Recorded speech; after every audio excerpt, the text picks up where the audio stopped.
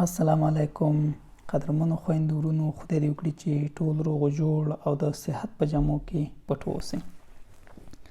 قدرمنو خویندو ورونو، یو څه موده زموږ درسي ویډیوګانې ځنډېدلې وي. د یو لړ مشکلاتو له امله مو ونه کړی شو چې تاسو ته درسي ویډیوګانې اپلوډ کړو. نو انشاءالله سر د نن څخه به موږ تاسو ته نوې درسي ویډیوګانې اپلوډ کوو.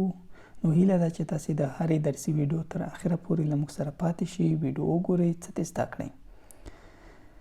قدرمنو خویندو ورونو، نننی درس مو د کال د میاشتو په باره کې یا د موناته په باره کې دی. په لاندینی برخه کې موږ سره لیکل شوي دي چې ینوا یا د کال لومړۍ میاشت یا په انګلیسي کې هم د جنوري میاشت، فبوا یعنی د کال دوهمه میاشت یا د فبروري میاشت، میاڅ یا د کال درېیمه میاشت یا د مارچ میاشت، اپریل یعنی د کال څلورمه میاشت یا د اپریل میاشت، مای یعنی د کال پنځمه میاشت یا د مای میاشت چې په انګلیسي کې ورته وایي،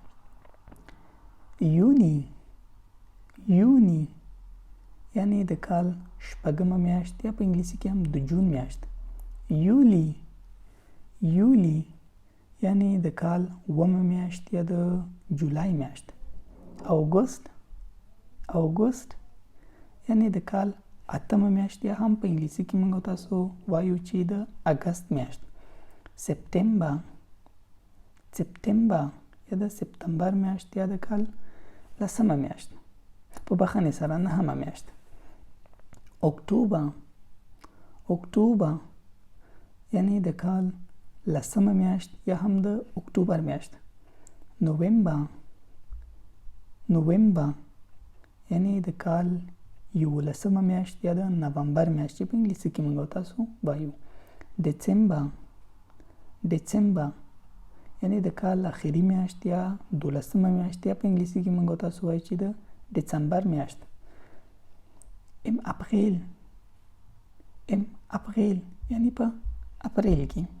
قدرمنو خویندو ورونو، که چېرته موږ څخه د دې ویډیو په کومه برخه کې غلطي شوې وي نو تاسو موږ ته په کمنټ کې ولیکئ. نو انشاءالله موږ به هغه غلطي اصلاح کړو. خدای دې وکړي چې د ویډیو ستاسو د خوښې وړ ګرځېدلې وي او یو څه مو ترې زده کړي وي. په هر ځای چې اوسئ، خوښ او خوشحاله اوسئ.